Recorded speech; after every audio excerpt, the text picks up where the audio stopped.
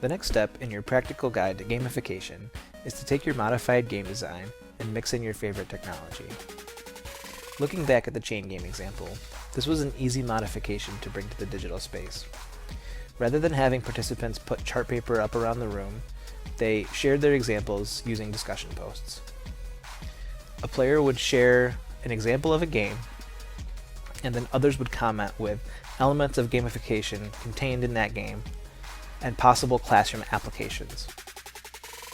By putting all three pieces together, you completed one chain. However, if more than one person shared one link of the chain, that would create multiple completed chains and create a residual points effect for the person who started the chain. In this case, 2 players got 1 point from this chain, and 2 players got 2 points because they were both participating in 2 different chain links.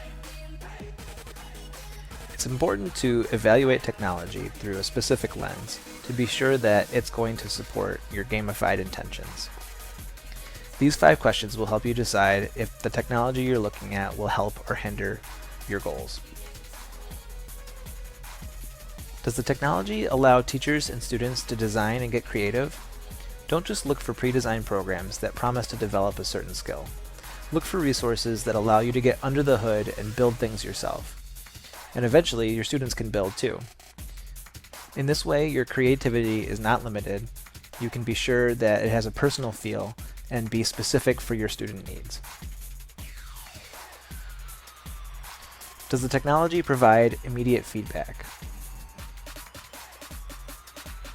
There are plenty of great resources that allow you to build in specific checkpoints that won't let students pass until they get the answer correctly and give them specific feedback every time they try. In this way, you can really start to develop that mindset that failure is really just feedback for the next time they try. And bonus, you don't have to be over every student's shoulder explaining what went wrong and what they can do better the next time.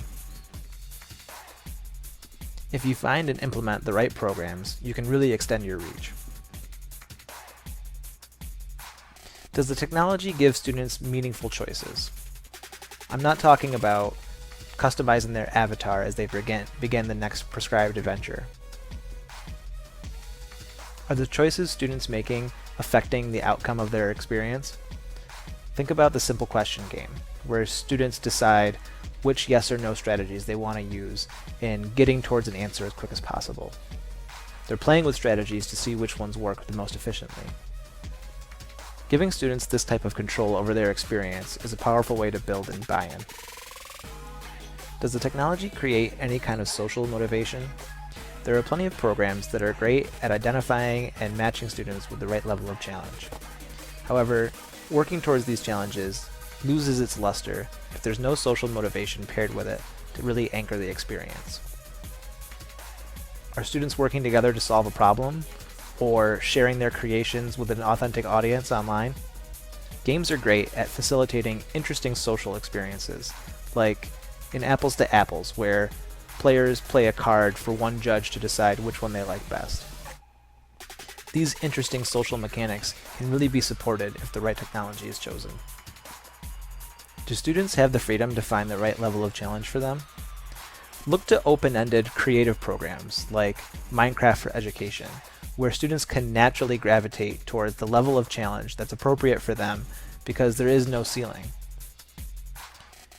They can continue to learn and grow and challenge themselves, rather than you having to guess the right path for them.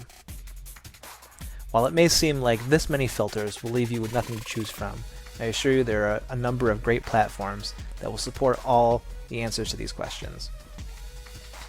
Some of my favorites are Minecraft Education Edition, Deck Toys, Goose Chase, Breakout EDU, and Scratch. Check them out for yourself.